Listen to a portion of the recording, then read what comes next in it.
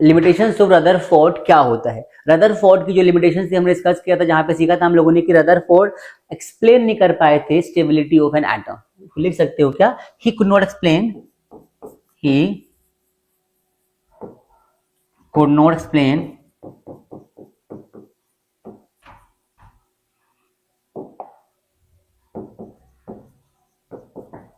The stability of atom, stability of an atom. ठीक है भाई, तो किसी भी एटम की स्टेबिलिटी को वो एक्सप्लेन नहीं कर पाए थे, and that is the reason कि इनका जो एक्सपेरिमेंट था वो फेल हो गया था। It was a failure of Rutherford experiment. हालांकि इन्होंने बहुत कुछ ऐसे बताया जो हमें नहीं पता था एटम के बारे में, कि was able to deduce the nucleus of an atom, कि एटम का न्यूक्लियस क्या होता है। और ये बातें पहली बार बताई गई थी, जो कि बहुत बड़ी अचीवमेंट थी एटम के लिए, वर्ल्ड के लिए, कि एटम के अंदर न्यूक्लियस होता है, कैसा होता है। बस स्टेबिलिटी को डिफाइन नहीं कर पाए थे, जिसको डिफाइन करने के लिए नेक्स्ट हमारे पास आए बोर। आइए करते हैं बोर का कॉन्सेप्ट, कि नील्स बोर नाम के जो साइंटिस्ट थे उन्होंने क्या इंट्रोड्यूस किया, क्या बताया, किस तरीके से समझाया। देखो आप पहले समझ लो, ये लिमिटेशन के बाद ही टॉपिक स्टार्ट होगा। लिमिटेशन क्या थी हमारी, तो इन्होंने बोला था कि जो इलेक्ट्रॉन्स होते हैं वो बेसिकली एक ऑर्बिट पे रोटेट करते हैं। ऑर्बिट जो था उनका ऐसा था, वो ऑर्बिट को तरीके से एक्सप्लेन नहीं कर पाए। देखो दो कंडीशन बनती है, कोई भी अगर, मच्छर क्यों परेशान कर रहा है बेटा, दुनिया परेशान कर रही है, कम है।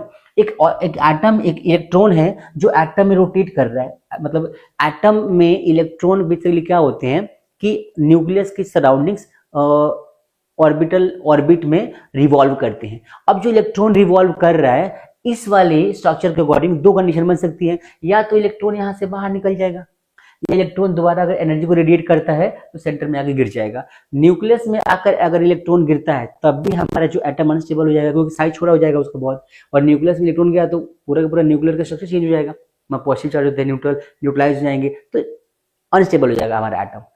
सिमिलर पैटर्न पे अगर इलेक्ट्रॉन ऐसे बाहर रिवॉल्व करता हुआ निकल जाता है तो इलेक्ट्रॉन का साइज देखो बड़ा हो रहा है, बड़ा बड़ा बड़ा बड़ा बड़ा, तो कहाँ हुआ स्टेबल हमारा एटम।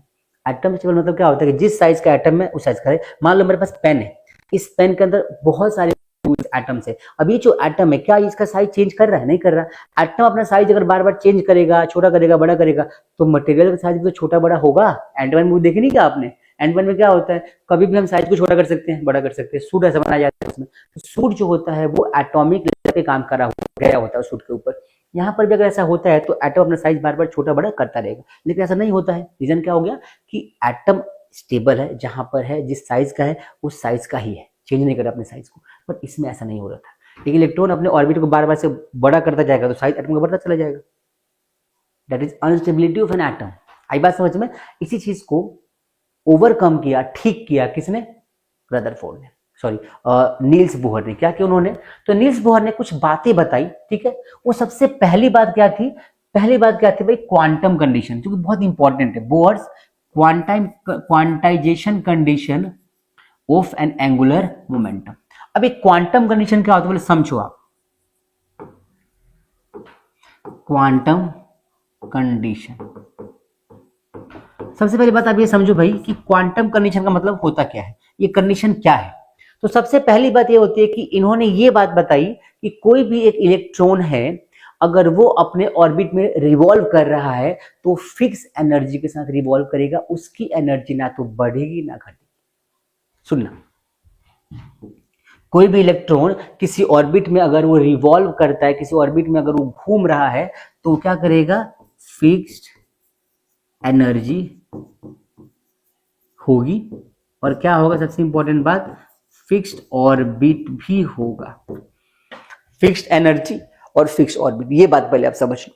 अब कॉन्सेप्ट आता है भाई कैसे, क्यों, किस तरीके से, क्यों, हाउ, कैसे। तो सबसे पहली बात ये कि अगर एनर्जी फिक्स्ड होगी, देखो आप पहले ऐसे समझो बेसिक तरीके से कि हमारे पास एक न्यूक्लियस है, ठीक है, ये बहुत सारे ऑर्बिट्स हैं। मैं वो बना रहा हूँ जो आपने बहुत पहले पढ़ा हुआ होगा 9th छोटी क्लास में। ये हमारे पास क्या है, हमारे पास एक मान लो न्यूक्लियस है, ठीक है। अब इस न्यूक्लियस के पास बहुत सारे ऑर्बिट्स, ये ऑर्बिट का नाम दिया के, एल, एम और ऐसा नाम दे दिया। ये जो के है इसमें n इज इक्वल टू 1 होता है, फिर अगले में n इज इक्वल टू क्या हो जाएगा 2, फिर 3, 4, 5 ऐसे बढ़ता चला जाता है, ठीक है।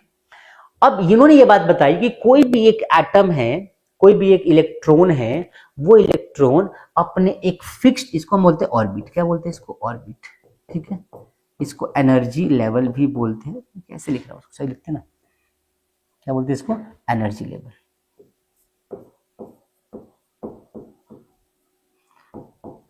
इसको एनर्जी लेवल बोलते हैं, ठीक है। तो कोई भी एक इलेक्ट्रॉन है तो इन ऑर्बिट्स में रोटेट करता है, तो अपने ऑर्बिट में ही हमेशा रोटेट करेगा, अपने ऑर्बिट में ही रिवॉल्व करेगा, इससे बाहर नहीं जाएगा एंटायर लाइफ, जब तक कि कोई उसको एक्स्ट्रा एनर्जी ना दे दे, या जब तक कि कोई उसकी एनर्जी को ले ना ले। पूरी बात समझना भाई। कोई एक इलेक्ट्रॉन है, मान लो कि इस ऑर्बिट में रिवॉल्व कर रहा है, ठीक है, ये ऑर्बिट कौन सा है, एल, एल ऑर्बिट में रिवॉल्व कर रहा है। अब जब रिवॉल्व करेगा तो इसके पास कुछ फिक्स्ड एनर्जी होगी, और वो एनर्जी इतनी होगी कि इतनी एनर्जी के साथ में वो इसी ऑर्बिट में रिवॉल्व कर पाएगा, इससे बाहर नहीं जा सकता। लेकिन कुछ ऐसा हुआ इसके जिंदगी में कि एक दिन कोई आया, हीट आई भाई, हीट आई, कौन सा, हीट एनर्जी आके इसकी बॉडी में, कुछ और मत समझना, हीट एनर्जी इसको मिली। अब जैसे इसको एनर्जी मिली, इस इलेक्ट्रॉन के पास एक्स्ट्रा एनर्जी आ गई। अब क्या होगा, अब इलेक्ट्रॉन के पास एनर्जी ज्यादा है, इसका मतलब कि वो बड़े ऑर्बिट में भी अपने आप को स्टेबल कर सकता है, बड़े ऑर्बिट में जाके घूम सकता है, क्योंकि बड़े ऑर्बिट में रिवॉल्व करने के लिए ज्यादा एनर्जी की रिक्वायरमेंट होगी, बड़ा सा ऑर्बिट है, ज्यादा घूमना पड़ेगा। तो अब ये इससे यहां पर जा सकता है, ऐसे नहीं जाएगा यहां से यहां चला गया फटाफट, ये यहां से ऐसे मस्त घूमते हुए फिर यहाँ पे ऐसे पहुंचेगा, यहाँ पर जाना होगा तो यहाँ पर होगा, तो यहाँ से घूमते हुए मतलब ऐसे घूमते घूमते यहाँ पहुंच जाएगा। आई बात समझ में। तो ये ऐसे अपने ऑर्बिट को जंप करते हैं। पहली बात तो ज्यादा एनर्जी मिली तो नए ऑर्बिट में चला गया, और उसको बोलते हैं एक्साइट होना। क्या बोलते हैं, एक्साइट होना, EXCIT, एक्साइटमेंट तो होती है सबके अंदर, ऐसे उछलते कुछ एक्साइटमेंट हो गया, एक्साइट हो गया, उछलने लगा, ठीक है, ठीक है भाई, तो समझ में आ गया। अब क्या होता है, तो जब ऐसा कुछ होगा तो इन्होंने इस बात को क्लियर कर दिया कि भाई कोई भी ऑर्बिट, कोई भी इलेक्ट्रॉन जिस ऑर्बिट में होता है उसको स्टेशनरी ऑर्बिट कहते हैं, जिसमें वो रोटेट कर सकता है, और जिसमें वो रहेगा उसमें उसको एनर्जी लूज करने की जरूरत नहीं है। वो जितनी एनर्जी है उसी एनर्जी के साथ में वो पूरे लाइफ टाइम तक उसमें रिवॉल्व करता रहेगा, and that is called stationery orbit.